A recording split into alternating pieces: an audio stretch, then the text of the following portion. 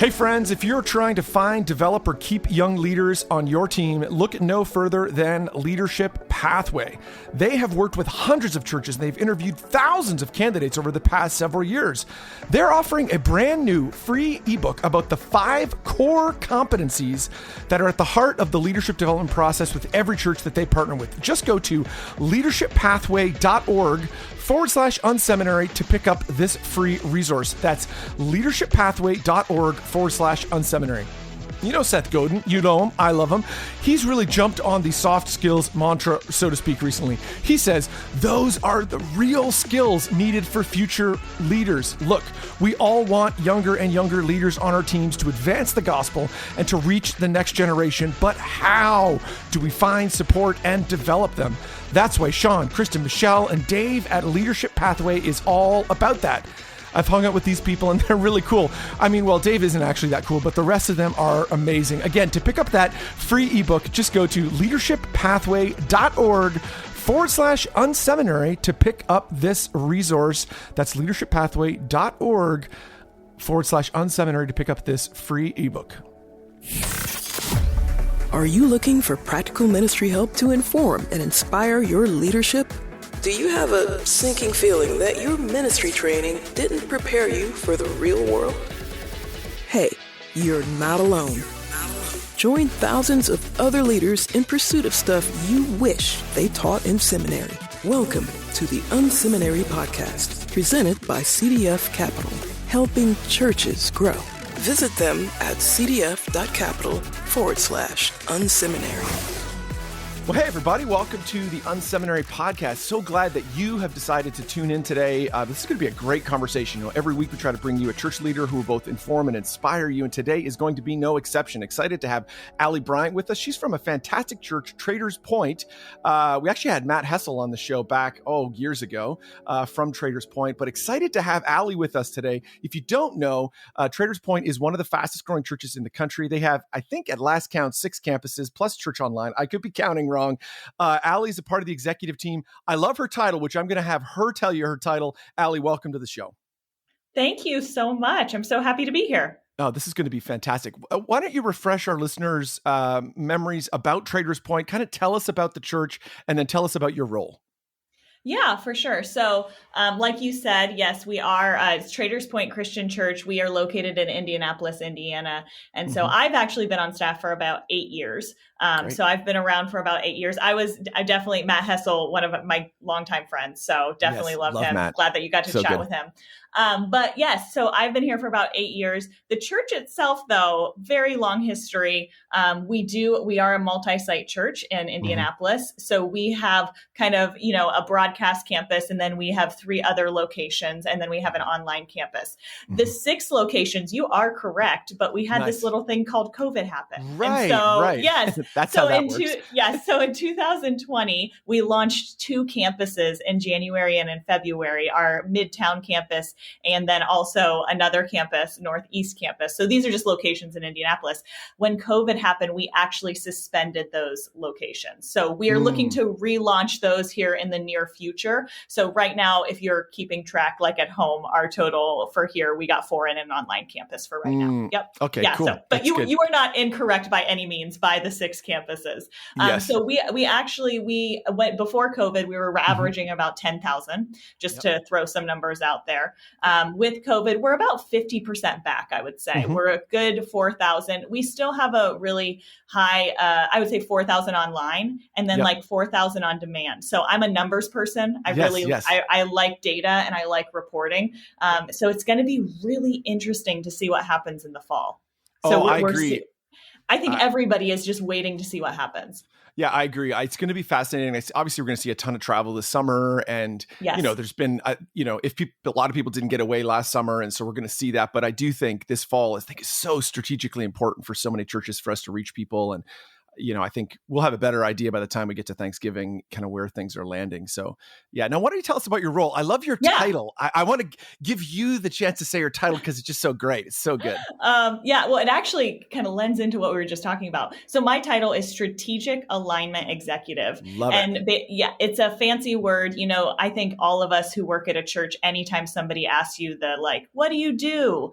And you get to say that you work at a church or work in ministry, you normally get, a couple different reactions. My reaction normally that people give me is, oh, that must be fun. What is that type thing of yes. Oh, okay. So I started out in communications, did a lot of project management, realized that I really like getting the right people in the room to talk about the right things. What that lends to then for strategic alignment, especially at that executive level, we're looking at strategic planning, doing the right work to make sure we're attaching to our vision and we're focusing on advancing the mission. So the definition of strategic alignment that we use, and a lot of different people have different definitions. The one that we use is really getting the right work around the right kind of people in the room in order to advance the mission. Love it. So this is going to be, we're going to tap into your expertise to try to help a lot of churches today. Oh gosh. I think so many churches struggle with this whole thing. We've got a big vision. We know we want to reach the entire world, but then it falls apart when it comes down to actually getting the job done. Why do you think that is? Let's talk about that. And then how are you doing that at Traders Point? Yeah, for sure. So, I'll go a little bit about my experience. I came out of college as a graphic designer. So I worked in the marketplace in marketing for a number of years. And so much of the time people would tell me that I am the bridge between the creative voice and the business voice. And I would say I'm sitting in a very similar seat. I love mission and vision and strategy. How are we going to get this done? But I also really love execution. How do we actually get it done? Let's not just talk about all the dreaming, but let's actually make sure the right work is organized in a way that we're not burning our people out, that we have enough resources, all the things that I feel like everybody in church world is always asking is how do we move faster? How do we pivot better? How do we make sure we're getting the right work done? Not just talking about it and having these grandiose feelings about what we could do, but actually doing it. And then coming back around to be hey, did we do the thing? Did we really do it? And did we do it well? And so I would say that's kind of something that I would say I am very passionate about is on both ends of the spectrum. Yes, the vision and the mission but you also have the execution of it. So I love myself a good Excel spreadsheet, a good template, I can hang there, but I also like to make sure that we're attaching it to where we want to go, to make sure we're not wasting time, energy, resources, that type of thing. So what does that look like at Traders Point? So let's say you've got an area that feels like, oh, hey, this is maybe an aspect of the ministry that's maybe lagging a little bit. It's not performing how it would perform. How are you stepping in and helping that situation? What is it that you're helping that area kind of improve what they do? Yeah. So a lot of this also is, so keep in mind, something that we are doing is really upgrading what we're calling an operating system. Now, some people probably know what OS is. That's the short term for it, because we all have cell phones. Let's be honest. We all have computers and cell phones. Every technology has an operating system. You have Apple, you have Linux, you have Microsoft, all that type of stuff. That's what's constantly running in your background. We all have operating systems. Our organization wouldn't have grown if we didn't have an operating system. Just in the past couple of years, though, it's been a little clunky. It's not aligned. It's not focused. Or we put heroic efforts to a campaign around groups or serving for 6 months, and then it doesn't actually connect with the bigger vision. Are you tracking with me? So that's we all have operating systems. Our real push in this next year is to have a centralized operating system that everybody understands our mission, our vision, our strategy, and then how we get the work done. I think we as Traders Point have done a fantastic job. If you work here, you can say the mission like the back of your hand. Everybody can say the mission, right? We all want to be attached to the mission. When it drops down, though, and goes into strategy, do you understand the strategy? And do you, just talking to anybody on staff, do you understand what your work does to attach to the strategy? And so that's really where I don't know if I'm answering your question exactly, but No, one of the big things that we're really looking at doing is aligning those under, hey, everybody on staff, you know what the strategy is. Mm-hmm. You know how your work kind of gets done and how it attaches to the strategy. And so there's a lot of components with that. I would say one of the main things that we kind of piloted as an early thing, is, this is during COVID. So I feel like there's like an asterisk to everything in the last absolutely. year. There's a footnote. There's a giant footnote on everything. Right, yes. Right, exactly. But we did something called quarterly ministry plans, where we really condensed what we were doing down into a quarter and said, hey, these 2 or 3 things. Now, if you are a fan of other operating systems, EOS, or there's a bunch out there, you have big rocks, you have VIPs, you have all this language, right? But basically what it is you're saying, hey, these 3 things, they're going to move the needle where we needed to move the needle. And that's all we're going to focus on, like prioritizing the work around what needs to be done. And then you have the right people in the room to build out the thing, to do the thing, to evaluate it. So that's kind of just a short. Well, even just practically, I'd love to maybe even pull apart the quarterly ministry plan thing. I think there's a lot of church leaders. We got through the relief phase of COVID where it was like, oh my goodness, like we've got to pivot, and like everybody went online that wasn't online. And then there was like this long resiliency phase, right? That in some ways we're just coming out of, right? Where we've survived, right? Your organization still exists, but then we're really eyeing down relaunch and trying to figure out, okay, so now how do we rewire everything? And I love the idea of, even just kind of talking about the quarterly ministry plans. What's in those? How are you, what does the kind of evaluation process look like? How do you ensure alignment across those? How are you evaluating them post? Did people actually do what they said they were going to do? How are you rolling from one to the next? Why don't we talk a little bit about that? That might be a practical kind of tool for people. Oh, for sure. So we do not have it mastered by any absolutely. means. But I will say we are in our 5th round right now because we started it during COVID. Before COVID, what we wanted to do was more of like an annual planning. Yes. Sorry, I just got a notification and I didn't turn my notifications off. Should have done that. All right. So before COVID, we were doing more of like an annual thing. What do we want? Where do we want to go in a year? With COVID, of course, we went down to, week to week there at the beginning. And now it kind of has built back out to quarterly. Really practically, what it means is we have an owner and we have a project manager for the quarterly ministry plan. So I sit on the executive team. There's another gentleman who sits, who's a peer of mine who's over ministries. He is the owner. I am the project manager. Okay. We look at our strategy each quarter and we say, what do we need to focus on? Is it outreach? Is it, groups? Is it whatever? Just truthfully, and this goes back to our earlier conversation, what we're looking at right now, the fall. What do we need the fall? And we get really specific on our objective.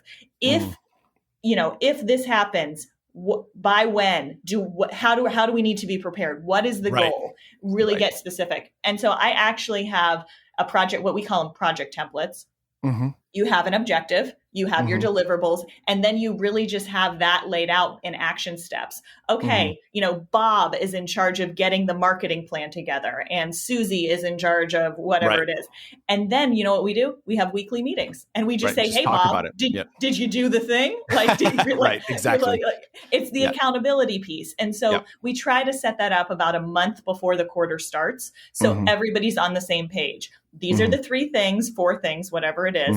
This person's in charge of them. And then we have weekly 30-minute touch base meetings that literally go through and it's status reporting. Red, yellow, green, where are we at? Why isn't this done yet? You said it was going to be done. That type of thing. It gives that cross-functional, cross-collaboration, especially in an organization. We have quite a few different departments. And so you have that cross-functionality. Now, I would say but that can be done with a team of 10 people. It could be done with a team of 20 people. It could be done with a team of 5 people. But it's just getting the right people in the room to talk about the right thing and really driving to action. I think that's one of the biggest gaps that I've seen in ministry is execution, work, action. You can use different terminology for that. But again, coming back to, I think sometimes we get really good at having these great ideas and strategies, and which we need. We don't not need them, but I really just think we need to focus on that driving to execution sometimes as well. So I love it. I totally agree, 100%. What do you do when there's some misalignment? So oftentimes I find it's like I'm trying to come up with an example. It's like the service programming people want to do something, and Mm-hmm. that really doesn't align well with family ministry. And it's like, for whatever reason, those two departments always seem to be at odds with each other, and they always want to like do stuff that's like pushing in opposite directions. How are you trying to push towards alignment between those people? What does that actually look like? How are you, trying to get those people at the table to actually talk through those differences? Yeah. So, oh my gosh, you're like speaking to the choir. So in the last year, we have seen that so much because, right, you never Yes. have enough, money. You never Yes. have enough resources. Sundays are always coming. The urgent always overpowers the important normally in church world. I think something that we have really, really tried to do, and this is, again, still working process, but we did like a decision-making matrix where we have 4 categories of decision-making. And so you really have, what we're trying to do there is trying to understand who makes the decision, how the decision was made. But then also, once we categorize, let's just call it a project, right? You could call it, like you said, like a kids ministry wants to do a thing at the same time that like worship and production wants to do a thing. Yep. Well, if it's categorized under a certain type of project, what we do is we have a stakeholder meeting. We get those people in the room and we said, hey, from an executive level, yep, love them both. We think we need to do them both. You guys, we got to figure out trade-offs. We got to talk it through. We got to have a trade-off conversation. And so that's something we are growing in. We're definitely not the best at, but I think it's getting the right people again in the room to say, hey, I can give you 8 hours of this. I can't give you 15. Right. Or I can give you this thing that's made off the shelf to Band-Aid fix it for a while because I really see your vision for this. But my team is already committed to some other things. Now, the growing pains, I will tell you, and I can see a day. I can see a day in the future. We are launching. We're in the midst of launching Agile. If you're familiar with like the idea of basically, that's a work methodology where you're organizing sprints. work around like 2 week, right? 2 week sprints. 40% of our organization is on it right now. So you have our more central kind of departments on it right now. So they have sprints. And they only have so much margin. So if a new thing comes in, they have to figure out how to have that trade-off conversation and when is it. And so it's allowing us to see capacity a little bit. Again, dreaming of the day when we can see full capacity and everything, but it really has revealed where the work is getting done. So it allows you to have those trade-off conversations a lot better versus I think we can do it. Yes. But it might, I mean, I'll be here all night sleeping in my office to get it done, but we can do it, that type of thing. Love it. So carrot and stick. So when things don't go well, let's say someone's not, living, you're 8 weeks through the quarter and it's like, gosh, things aren't, what are you doing? Or on the other side, hey, what are you doing to celebrate this department? Really, they hit all their goals or exceeded them. Let's talk about the carrot and stick. Yeah, no, that's really good. So to go back specifically to like the quarterly ministry plans that we have done, I will tell you what the biggest learning that we have had is that the projects or the initiatives that we are putting on there take longer than a quarter. And originally it was great because we were like, oh, great, we're going to put groups on there and everything's going to be figured out. We're going to get it nailed. People within 3 months. Yes. No, discipleship and groups has been on there for the last 3 quarterly. Okay, good. Because the first 3 months was literally what we call discovery. What's the problem we're trying to solve? That's a good insight. Yeah. How do we have the strategic conversations? But you know what it did? It by being on the quarterly ministry plan, it put a magnifying glass on that and said, okay, we can't do the cool call from stage until we get aligned on what we're actually calling them to do. Where I would say, from my perspective, in the previous years, we've again just tried those heroic efforts to be like, we just need people in groups, or we just need people to go serve, instead of really taking that time to slow down, all get aligned on what we're asking our people to do. And that comes in with also like a strategic calendar. And we can talk about that here in a second if you want. But that's where, when you were talking about like, we do celebrate, but I think we also, and we're getting better at this, we are really realistic of, hey guys, we're still building strategy right now. So you might not see the numbers that you want to see, or that, like, let's be really realistic of what we can get done in the next three months. And so like the quarterly ministry plan, I mean, I know they're called quarterly. They could be, biannual. What's that word? Semi-annual. Semi-annual. Yeah, Yes. 6 months. Yes. 6 months. Yes. 6 months. 6 months to 9 months. It really just depends on, the speed at which you need it for your organization. Right. Okay. Yeah. So strategic calendar, let's talk about that. You had mentioned that. How is that working? What's that look like? I did want to say one other thing. Sorry, yes. Side note. No, you talked totally about fine. you talked about celebration. Yes. There is something about bringing cake and getting everybody in the room to eat dessert that they were not expecting. Like I will just tell you, carbs. It worked. Like at the end, it was I think it was last quarterly ministry plan, because we were just getting out of like the COVID. Okay, some of us are back in the office, like we can meet in person. And I know everybody has varying restrictions of where they're at, but it was like the first time literally you put on the meeting request that was like in person.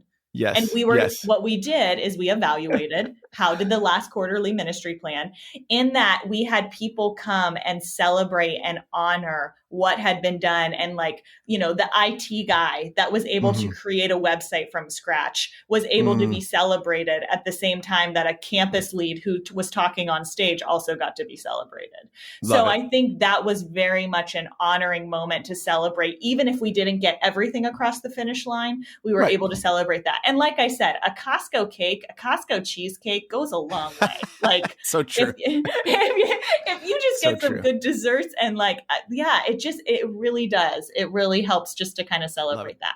Yeah, that's so good. And again, I think that I know my personality, I tend to be, I love this conversation. I tend to be the like, let's drive to the quarter. But it's like one quarter comes after another, yes. and it's stopping myself to slow down and say, okay, like we've actually got to celebrate now. We've got to say, hey, this is a great thing, even if we didn't get anything, because I tend to focus on the stuff we didn't get to. Well, and I will tell you, like we have fallen into that trap by all means. Like one quarter, it'll be great. The next quarter, it will not be great. So like giving yourself grace to be like, this is where we're at. Even, summer, right? Like summer, everybody, you have travel schedules, all that type of stuff.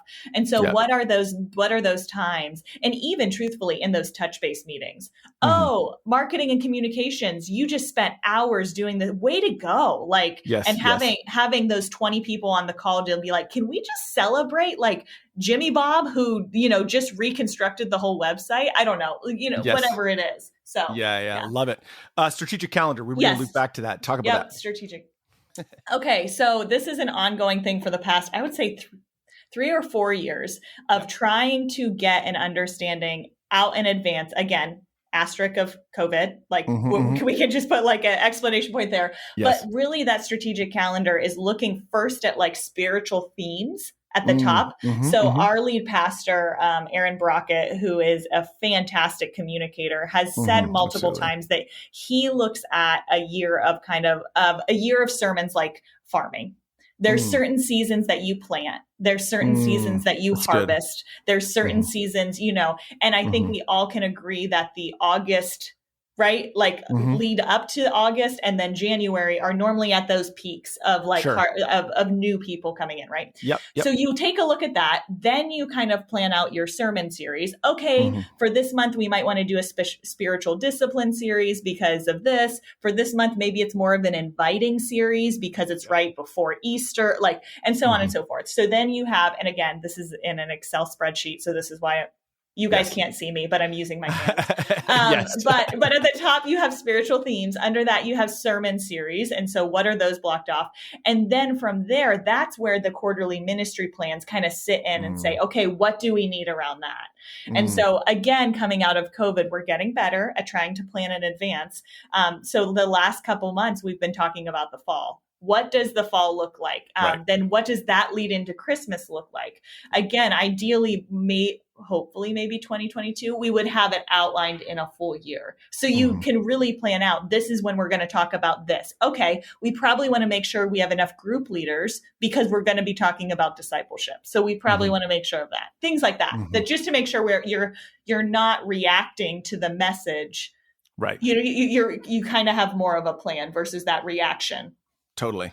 Well, and it's one of the fascinating things about leading in a local church is we are so tied to the calendar. Like we are, I've made this joke in other places. It's one of those weird professions where we probably actually could tell you what's the third Monday in January 2022 because we know these like big dates. Or we know, well, I think the first Sunday is this, so I could actually do, which is like very just strange. It's a weird thing that's wired in our brains. However, it's amazing how much we don't leverage the calendar to help us actually plan and get ahead. Yes, Christmas is coming this year, friends. I know it's summertime. We should be planning for that now. And there is a certain number of weeks before Christmas that we should start working on that every year, like regardless.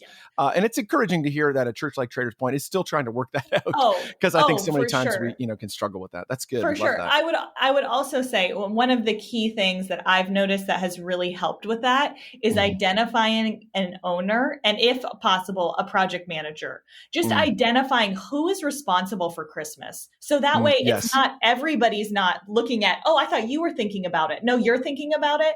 They don't have to do the whole thing by any means, but they need to start the conversations in June and July. Okay, let's start our process for thinking about Christmas. So by August, we have our at least our service times nailed down so we can continue. But again, that's phases of a project. That's just like project management and who's the owner, who's the project manager, when are we talking about this? And we're great sometimes and then we forget about other things. So like we're just with everybody else, you kind of learn as you go. Love it. So pivoting to like a slightly different area. So for folks that are listening in, so you're obviously have a great, strong project management background. You're fantastic at that. Part of that comes down to actually, how do we have conversations? How do we run meetings? What are your like top, maybe one or two like go-to tips that you're like, if more church leaders just did this in their meetings, man, we'd get better at execution. What would be just a couple of those things that you'd suggest to us? Yeah, it's interesting. So I don't know if you've ever been asked this question, but some people hate meetings. Like some people really despise meetings, especially in ministry, which is interesting to me sometimes. Yes, because we all work with people. We all hopefully love people. But at the same time, like meetings, it's your work, like it's how you get work done. And so like, that's a lot of the time. And what you saw actually with COVID is that totally went out the window. So you had to learn how to have a meeting just through a screen in the allotted amount of time that you have scheduled. You could not walk down the hallway or have the water cooler conversation or the meeting after the meeting and all that happening. So that stripped away just a lot of relational capital that we had built up. Specifically, I mean, I'm sure everybody saw that, but when you have 140 person organization, you really only see the people you have meetings with. That's how you got done. So culture there, all that kind of shifted and stuff. Anyways, I digress. Meetings are one of my favorite things. And I am the nerd who I enjoy a good meeting, but it's because we can move stuff forward. Because that's where work gets moved forward. And so I think that you named like the top 2 or 3 things. I'll just be really specific and practical. Agenda ahead of time. Yes. You got to tell people what you're going to talk about. You should not be sending a blank meeting request that just says check in. Like do something that is like the agenda. Hey, the objective of this meeting is to talk about our digital strategy and where we want to go in 3 years. I don't know, something like that. Like that's an objective, right? Then in that also, these are the players. These are the people that are coming to it. Okay. Bart, you are responsible for representing this, this, and this. So giving them what's an expectation of them walking into the room? Because I don't know if you felt this, but in our organization, sometimes, especially with COVID, with digital meetings, it's meeting after meeting after meeting after meeting. So you show up and you're like, why am I here? What's going on? And so really having an agenda where the first 5 minutes are, this is why we're here. This was a follow-up from the last meeting. Our goal of this meeting is this, and then you kick it off. And so that's really just, again, having a clear agenda. The second thing I would say, making sure you're driving to next steps at the end. So at the top, make sure you have an agenda. At the bottom of it, make sure somebody is writing down or calling out, our next step is this next meeting. Or our next step is for, again, Bart to go and build a plan for this, this, and this, whatever it is. And again, it's just that ownership. It's that you're responsible for this, so go and do it. I mean, how many meetings have you walked out of that you're like, okay, that was crazy. Yes. What just happened? Yeah. And I have no idea what I'm responsible for. Like, yes. what? Yes. That's not an efficient meeting. And No. so I love a good efficient meeting. And so those would be my 2 tips: agenda at the top and next steps at the bottom. Yeah, love it. And even just, it's amazing how doing those 2 simple things will drive forward so much in your organization. You know, there's you're right. There's so many times people leave a meeting and they're like, I know we talked about a lot of things. Right. But am I? And then what happens is the people that are proactive, they're always taking stuff. They're like, okay, I'll do that. Where they're not necessarily the person that should be doing it, but they'll just do it. And then that burns those people out. Yeah. And there's a whole other thing of like organization and meeting notes. And you can over engineer a meeting by far. I've done it multiple times. Right. But I think just being aware of maybe some of those key moments of, again, just like agenda and next steps at the end. I think the other thing is, just make sure you're talking about the right thing. I mean, I don't know how many times I've sat in a meeting where like the bunny trail went way over here and we all of a sudden we're talking about an ice skating rink that we should be doing. Like it's just very, okay, but what's the problem we're trying to solve? How many times can you say, what is the current problem we're trying to solve to make sure that you kind of stay aligned to that? That's a big question. Absolutely. Well, and there's a part of that where meetings are, which again, it's a nuance. From my perspective, meetings are the place that we make decisions. They're the place that conversations happen to do that. There's other ways to inform people of things. We shouldn't be just like, you should do the work yourself to pull together the resources to pre-inform people and then say, we're going to come to this conversation to actually make a decision, not like come to this meeting and I'm going to talk for 25 minutes about whatever to bring you up to date. That's inefficient use of time. The only person's time that's good for is for the leader, the person that's talking, not for the people in the meeting. And so it's important. It's an important distinction there. Yeah. Yeah. And there's definitely, like, don't get me wrong, there are meetings that should be more check-in based, like relational. Sure. How are you doing? Yes. I'm really talking about more of those work-based meetings where you have multiple viewpoints in the room. You always want to have that open discussion. The other question, so I like to ask, what's the problem we're trying to solve? The other question I like to ask a lot of the time is, I heard you say, right, blah, blah, blah, blah, whatever it is. Did I hear you correctly? Are you saying that this, and this, and this? Because that's just a communication thing of making sure we're all on the same page. Nope, I didn't hear him say that. I heard her say it. And so that usually, those 2 questions I use a lot. What problem are we trying to solve? And did I hear you correctly? Well, this has been incredible. What a great conversation. Anything else you want to share just as we're coming to kind of wrap up today's episode? No, I mean, I think, we talked a lot about systems and processes and templates and really practical tools. Those are all fantastic. I will tell you, though, just from our organization, and I'm assuming this is the only church I've worked at. So I have not worked at other churches. I was born and raised in the church, so I've been around churches. Yeah. But I'm assuming the relational component of all work is extremely prevalent in everything we do. So as much as we talk about process and things like that, never underestimate the relational equity that you have, the trust that has to be there when you are talking about work. And so it really is, it's communication. Yeah. But that trust, that trust foundation has to be there too. And so I think being a relational person, and especially in the last year, just COVID really stripped that away. And so making sure as you are scheduling meetings, as you're building out strategy and pushing to execution, that you're not forgetting that relational component. Yeah. That's so good. Allie, this has been so helpful. You've really helped us big time in today's conversation. If people want to track with you or with the church, where do we want to send them online? Yeah, so Traders Point Christian Church, you can follow us on all the social stuff, Traders Point CC, or you can, Traders Point Christian Church, you can just Google us. We're on there as well. So yeah, those are kind of the easy ways just to kind of access the church. And so yeah, that would be the next step. Perfect. Thanks so much, Allie. Appreciate you being here today. Yeah, thank you so much, Rich. Thanks for tuning in to the Unseminary Podcast. Drop by unseminary.com for more helpful resources for you and your team. There you will find articles, online courses, and so much more.